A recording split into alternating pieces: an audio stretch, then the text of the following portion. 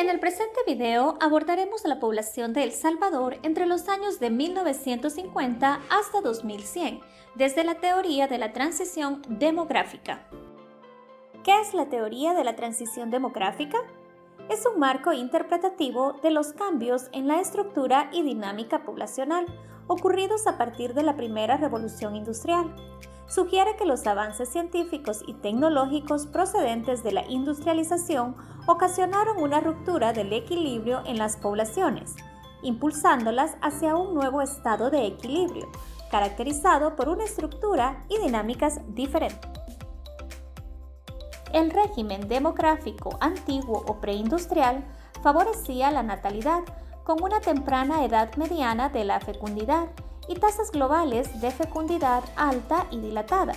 Al mismo tiempo, la insalubridad, las hambrunas y guerras ocasionaban una mortalidad grande, acompañada de una corta esperanza de vida.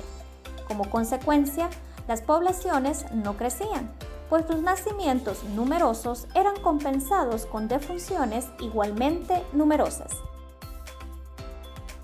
El régimen demográfico moderno o postindustrial toma en cuenta la educación sexual y la incorporación de las mujeres a la economía. Por lo tanto, hacen que la fecundidad sea baja, oscilando alrededor del nivel de reemplazo. De igual manera, los avances en salud hacen que la mortalidad sea baja y las defunciones ocurran por causas relacionadas al envejecimiento. En el régimen moderno, el total de habitantes se mantiene en equilibrio, debido a que las escasas defunciones son compensadas con la misma razón de nacimientos. A la serie de cambios que atraviesa una población para llegar a un régimen demográfico moderno, a partir de un régimen demográfico preindustrial, se le conoce como transición demográfica. El enfoque clásico de la teoría modela la transición en 4 etapas, donde la natalidad, la mortalidad y el crecimiento poblacional varían sistemáticamente, alterando la composición y estructura de la población hasta llegar a un nuevo equilibrio. A continuación, observamos algunos indicadores claves y su forma de medición para el modelo de transición demográfica. Tasa bruta de mortalidad. El descenso en la mortalidad marca el inicio de la transición demográfica. La misma finaliza cuando la mortalidad se estabiliza en un valor mínimo histórico. Tasa bruta de natalidad. Los cambios en la natalidad marcan el ritmo de las fases de la transición demográfica. Esta durará el tiempo que la natalidad tarde en volver a igualarse con la mortalidad en el nuevo régimen. Tasa de crecimiento natural. El crecimiento debido a eventos naturales es prácticamente nulo, tanto al inicio de la transición como al final, mas no durante el desarrollo de la misma. Tasa de crecimiento total. Como indicador complementario, el crecimiento total de la población ayuda a comprender factores no naturales que aceleran o desaceleran la transición demográfica en sociedades específicas. Caso de estudio: población de El Salvador entre 1950 y 2100. Para el caso de estudio, veremos la población de El Salvador entre los años 1950 y 2100. Por cada quinquenio, se presentarán las pirámides poblacionales: natalidad, mortalidad, crecimiento natural y crecimiento total. En este caso de estudio, se analizará la población de El Salvador bajo la perspectiva de la teoría de la transición demográfica. Como fuente primaria de información, fue utilizado el repositorio de datos estadísticos en línea de CEPAL. La metodología consiste en analizar las tasas medias anuales de natalidad, mortalidad, crecimiento natural y crecimiento total por cada 1000 habitantes en un periodo de 150 años, agrupados en quinquenios con estimaciones desde 1950 hasta 2020 y proyecciones desde 2025 hasta 2100. Como recurso visual, la pirámide poblacional por quinquenios ayudará a identificar cambios significativos en la estructura de la población como consecuencia de las variaciones en las tasas de natalidad, mortalidad y crecimiento. A través del análisis se pretende identificar los momentos de inicio y finalización de cada una de las fases de la transición demográfica en El Salvador, haciendo énfasis en los periodos históricos donde ocurrieron eventos sociales con mayor incidencia demográfica. La fase 1, caracterizada por tasas de natalidad y mortalidad elevadas, que tienden a nivelarse entre sí en el tiempo como consecuencia de periodos alternados de hambruna y abundancia, guerra y paz, etc. El Salvador mantuvo este régimen hasta la primera mitad del siglo XX. En los países desarrollados, el final de esta fase se asocia a la revolución industrial en el siglo XVIII. Actualmente no hay ninguna nación en el mundo que presente características de un régimen demográfico antiguo. La fase 2, donde la mortalidad comienza a descender, especialmente en las edades más tempranas. No obstante, la natalidad se mantiene constante y esto ocasiona un crecimiento acelerado de la población. El Salvador inicia la transición en el quinquenio 1950-1955. Actualmente, algunos países del continente africano se encuentran iniciando la transición demográfica. A continuación, podemos observar los cambios en la estructura de la población y el movimiento en los indicadores claves entre los años de 1950 a 1970.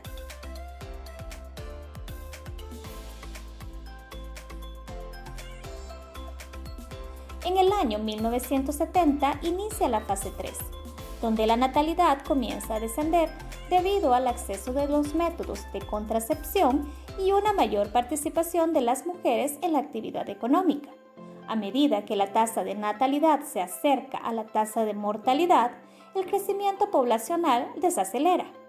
El Salvador inicia la fase 3 en el quinquenio de 1970 a 1975 y se extenderá hasta el 2040.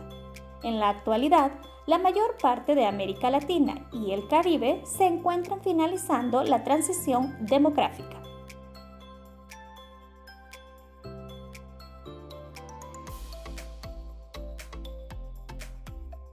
En el año de 1980, ya con algunos meses de iniciada la guerra civil en El Salvador, la población aproximada era de 4,5 millones, con un mayor porcentaje en los grupos de edades entre los 0 y 19 años.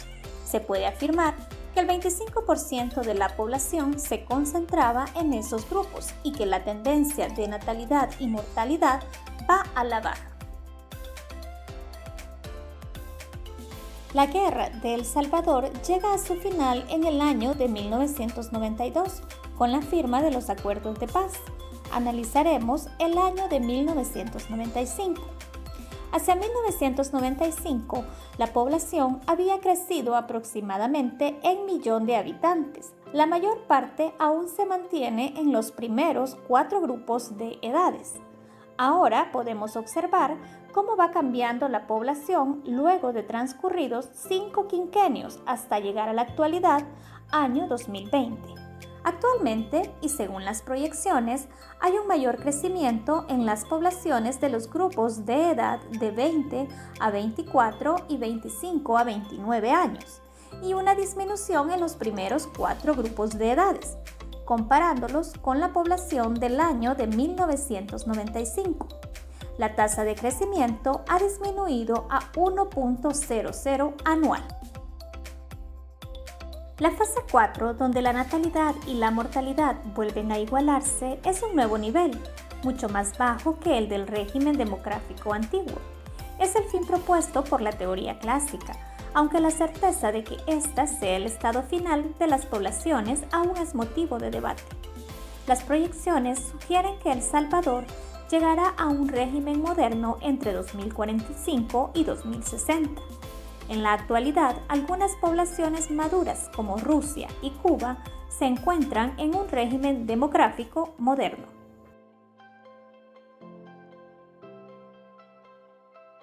Hacia el 2060, el país alcanzará el crecimiento natural cero. No obstante, el saldo migratorio negativo puede adelantar hasta 10 años este hito para la tasa de crecimiento total.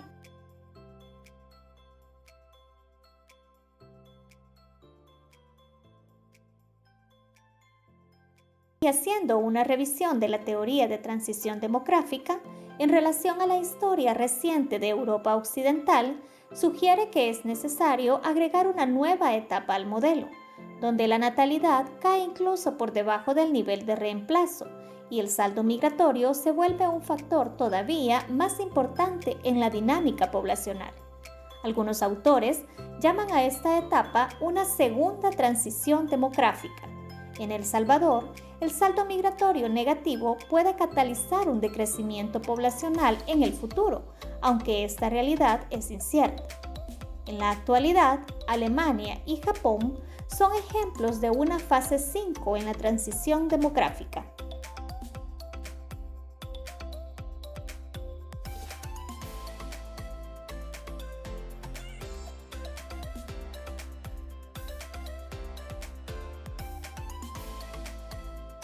A continuación, se presentarán algunas conclusiones obtenidas del caso de estudio, la población de El Salvador entre 1950 y 2100.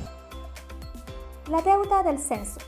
Es importante para El Salvador levantar un censo poblacional en los siguientes años para validar la tendencia que nos muestran estos datos, ya que es urgente crear políticas públicas relacionadas a los grupos en edades de envejecimiento y precisar los años en los que realmente llegaremos a un crecimiento cero o un crecimiento negativo. El Salvador debe evaluar el cumplimiento del compromiso adquirido con los 17 Objetivos de Desarrollo Sostenible y sus 169 metas con un censo de población actualizado o reciente, no mayor a 10 años, como uno de los principales instrumentos de planificación. El impacto del saldo migratorio. El crecimiento promedio total está por debajo del crecimiento natural y podemos observar una mayor lejanía en los años 1980 al 1995. Esto se puede interpretar en parte como un impacto por la migración que originó el conflicto armado. El Salvador debe prestarle mayor atención a la migración y buscar políticas o estrategias migratorias que reduzcan el saldo migratorio, ya que al acercarnos a un crecimiento cero, se podría generar a mayor velocidad un crecimiento negativo. Sobre el envejecimiento de la población y la estructura por sexo. Las poblaciones de grupos en edades de envejecimiento y en edades tempranas van creciendo y disminuyendo respectivamente a medida nos acercamos a la cuarta y quinta fase de la transición demográfica. El índice de masculinidad va disminuyendo a medida nos acercamos a un crecimiento cero, cuarta fase de la transición demográfica. Esto obliga al Estado a crear mayores oportunidades para las mujeres y grupos vulnerables. Por lo tanto, la apuesta es y sigue siendo la igualdad de género.